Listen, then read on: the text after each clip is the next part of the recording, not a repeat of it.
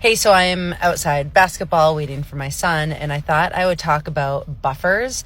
And so if we're putting this conversation in any sort of bucket, let's put this in the bucket of you have done the carnivore diet for a good long while, and you are seeing results.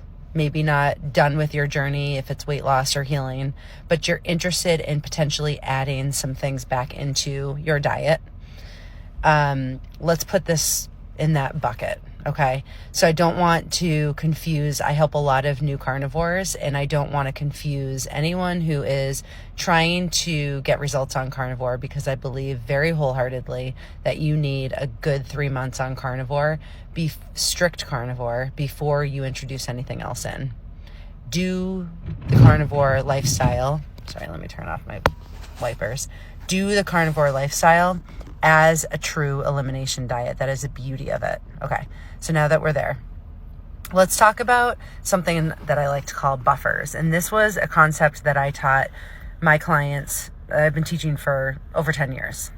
Buffers are non-diet foods that buffer your experience on whatever lifestyle or diet that you're on. Now, we can hem and haw about the fact that the carnivore lifestyle is that a lifestyle and not a diet. But let's just say a buffer is something that will help you to buffer a way of eating that has guardrails up. That's not restrictive. It's not limiting, but you've got guardrails up for a reason. Okay.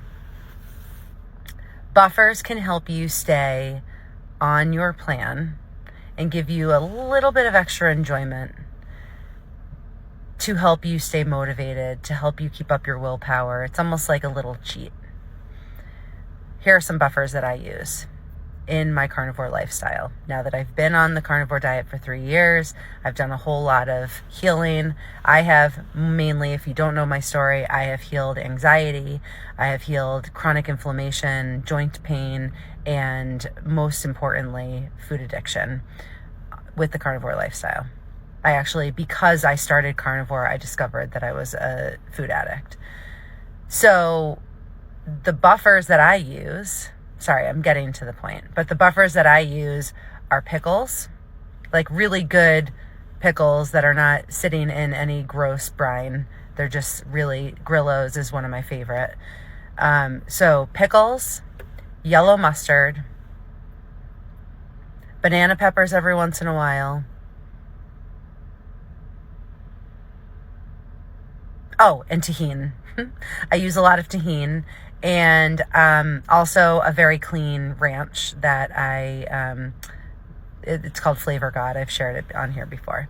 So those are things that I use that are non-carnivore foods that buffer my experience with carnivore. I don't use them all the time. I don't use them every day. Pickles I use pretty much every day. I just really enjoy them. And I've looked it up many times, and I've evaluated why I'm using pickles. And it could be that I need more sodium. It could be that my gut, that my digestion needs the extra acidity. I think it's just because it breaks up the monotony of the meats and eggs and some cheese that I do. And it gives me like that flavor punch of a meal. I've always enjoyed it. In fact, before I went carnivore, I always used to make what I called rando bowls. And that was just like all the vegetables, all the meats with some citrus and some tang on top. I really enjoyed just like a lot of flavor. So those are the things that I use to buffer the carnivore way of life for me. And they feel fine for me. I have tested them. Now, when I start to add in things like romaine lettuce, and like a homemade Caesar dressing, sometimes I find that certain vegetables just don't make me feel good. And that's the beauty of carnivore, is that you're able to reintroduce foods one at a time and see how you feel. And you get to decide what your lifestyle is going to be. Are you going to be a ketovore? Are you going to go more towards animal-based? Do the research. Understand the science of it. I don't believe in animal-based just because I think that fruit and your liver and all the honey in your liver. I just don't know that it's super supportive of the liver. And I think that a lot of people are still handling carb addiction and using fruit as their addiction, just like people on the carnivore diet are using dairy and still staying addicted to carbohydrates through excessive use of dairy. I think people are doing that on animal-based. But that's for me.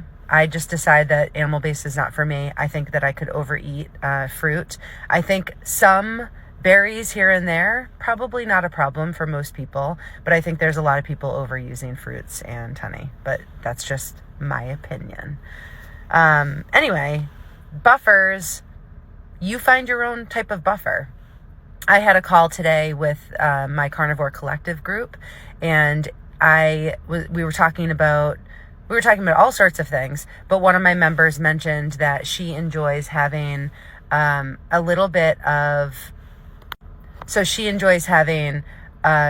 coffee with some heavy cream, and she puts a little bit of a chocolate element packet in, and that's her treat every day.